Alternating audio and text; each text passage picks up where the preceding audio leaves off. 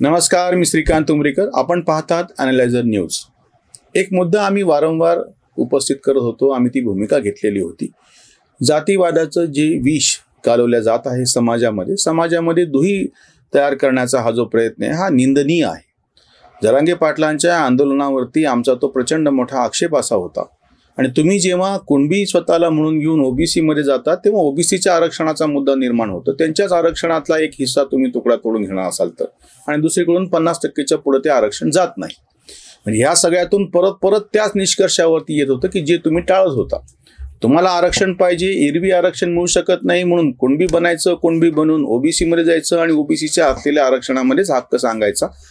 इतकंच नाही, मुस्लिम आरक्षणाच्या बाबतीमध्ये सुद्धा हेच आहे. हा अतिशय काय म्हणता येईल त्याला, सगळ्यांनी संवेदनक्षम केलेला मुद्दा आहे. सगळे याच्यावर भांडतात, पण प्रत्यक्षामध्ये त्याचे जो मूळ आहे तिथपर्यंत कोणी जात नाही. आणि तेव्हा बोंब काय केली होती की बामणांनी कसं लावून दिलेलं आहे. देवेंद्र फडणवीसच्या नावानं बोंब होती, भाजपच्या नावानं सगळी बोंब होती. आता मी तुम्हाला व्हिडिओ दाखवतो. फेसबुकवरचा हा व्हिडिओ आहे. कुठल्या गावातला आहे मला माहिती नाही, तुम्ही चेक करा. संतोष गव्हाणे पाटील यांच्या त्या पोस्टवरचा हा व्हिडिओ आहे. आणि त्याच्यामध्ये दुसऱ्या समाजाचा माणूस असं सांगतो आहे की आता मराठ्याच्या महाराजाला सप्त्यामध्ये बोलवायचं नाही. ऐका तुम्ही. आणि ते सप्त्याच्या टायमाला जेवढे दंड वसूल होतील ते सप्त्याच्या टायमाला,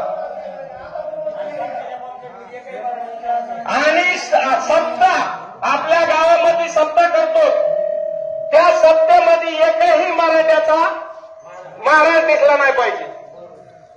बघितलं कुठल्या पद्धतीनं जातीवादाचं विष गावात पोहोचलेलं आहे.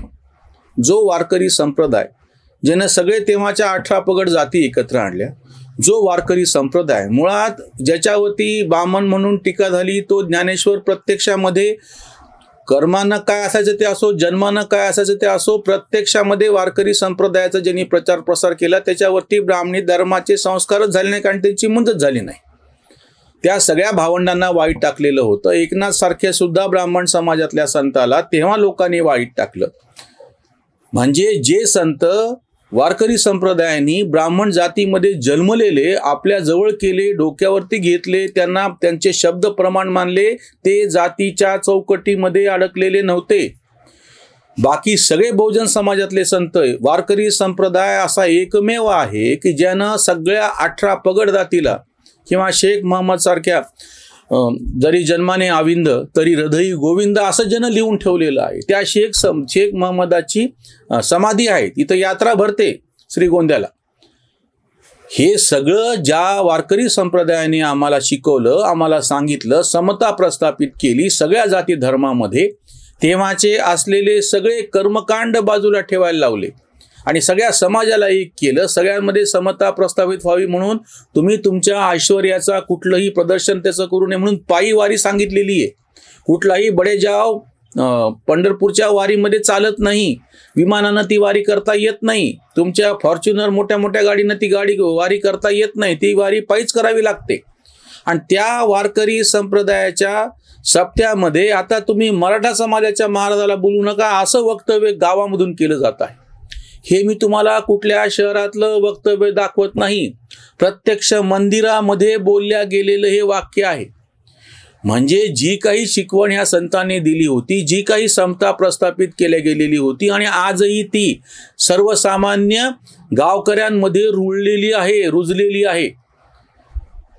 आजही साध्या माणसांच्या मनामध्ये हा भेद नाही. मी परत सांगतो, हा भेद हे जे काही मोजके सगळे पुढारी आहेत की ज्यांना त्या मतांचं राजकारण करायचं आहे, किंवा हे असे जे गाव पातळीवरचे नेते आहेत, हा कोण नेता बोलतोय तो मला माहिती नाही, पण मी त्याचा कडक शब्दामध्ये निषेध करतो की त्यानं जातीवर आधारित त्या महाराजाचा त्याला संबोधन केलं. मराठ्यांचा महाराज बोलवायचा नाही म्हणजे काय? मराठ्यांचा का झाला तो? ब्राह्मणाचा महाराज बोलवायचा नाही, वंजाऱ्याचा महाराज बोलवायचा नाही, मुसलमानाचा महाराज बोलवायचा नाही, असं असतं का कुठं? या वारकरी संप्रदायामध्ये जी समता त्यांनी, हे बाकीचे तुम्ही विद्यापीठ काढले, तत्वज्ञान शिकवले, प्राध्यापक झालात, PhD केल्यात, लेक्चर दिले म्हणून समता प्रस्थापित नाही झाली. अशिक्षित अशा साध्या भोळ्या वारकऱ्यांनी आपल्या प्रत्यक्ष वर्तणुकीतून ही समता प्रस्थापित करून दाखवली. अगदी साधी ही तुळशीची माळ, मी स्वतः ही तुळशीची माळ घातलेली आहे म्हणून तुम्हाला मी सांगतो. तुळशीची माळ जेव्हा एखादा माणूस आपल्या गळ्यामध्ये घालतो तेव्हा त्या तुळशीच्या माळेचं एक महत्त्व असतं की ते तुळशीची माळ घातलेला माणूस खोटं बोलत नाही किंवा तुळशीची माळ घातलेला माणूस अभक्ष्य भक्षण करत नाही, तुळशीची माळ घातलेला माणूस दारू पित नाही. अगदी त्याचा इतकं साधी गोष्ट ही माळ एकदा गळ्यात घातल्यानंतर त्या माणसाला वैयक्तिक नैतिक बंधन असं असतं की उद्या चुकून जरी त्याला कुठे काही अभक्ष्य भक्षण खावं वाटलं तर तो पहिले ती माळ काढून ठेवतो.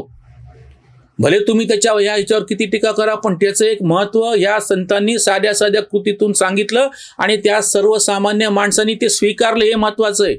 नुसतं सांगून भागत नाही.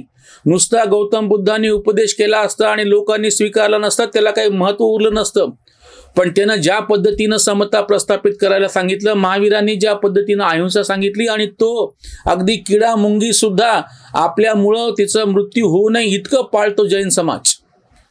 आपल्या घराच्या अंगणामध्ये आजही ज्येष्ठ ज्या जैन बायका आहेत त्या तांदूळ किंवा दाणे टाकतात, कारण की त्या चिमण्याला आणि पाखरांना आणि किड्या मुंग्यांना मिळावेत म्हणून.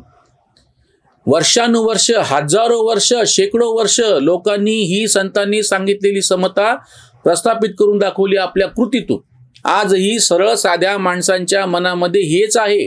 पण ह्याच्या नेमकं उलट तुम्ही आता जे ऐकलं त्याच्यातून हे जे सगळे स्वतःला धुरीण म्हणून घेतात. सुरेश भटांचा तो एक साधा शेर आम्ही नेहमी सांगतो की जो आता मतदानाच्यासाठी सुद्धा लागू पडतो. साध्याच माणसांचा एल्गार येत आहे, हा थोर गांडुळांचा भोंदू जमाव नाही. जी साधी माणसं आहेत ती बिचारी आपल्या कृतीतून, आपल्या वर्तनातून, आपल्याकडे कुठलाही अतिथी आला तर त्याला पाणी देणे, त्याला खायला 4 घास देणे ही संस्कृती आहे. तेव्हा त्याची जात पात बघितली जात नाही. अगदी मी ज्या गावामध्ये शिकलो त्या परभणीमध्ये माझ्या आधीच्या पिढीपर्यंत शिकण्यासाठी विद्यार्थी ठेवून घेणे म्हणजे ज्या कुठल्या गावातून इकडून तिकडून आलेल्या गोरगरीब घरात जात न पाहता आमच्या त्या संपूर्ण ब्राह्मण आळीमध्ये जे विद्यार्थी शिकले त्याच्यातले जवळजवळ सगळेच विद्यार्थी अब्राह्मणी होते. दुसऱ्याच्या घरात राहून शिकायचं का, तर त्याला शिक्षणाची हॉस्टेलची तेव्हा सोय नव्हती म्हणून. ही परंपरा आत्ता आम्ही स्वतः अनुभवलेली आहे. आपल्याकडे सर्वसामान्य माणसांच्या मनामध्ये जातीचा विद्वेष नाही.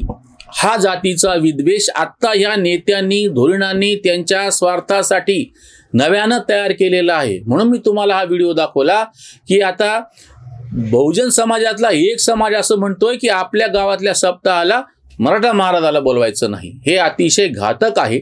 आम्ही तेव्हाच मराठा मोर्चे निघाले तेव्हा फुले विरुद्ध शाहू विरुद्ध आंबेडकर असा एक व्हिडिओ केला होता ज्याच्यावरती फार मोठा आक्षेप घेतला गेला.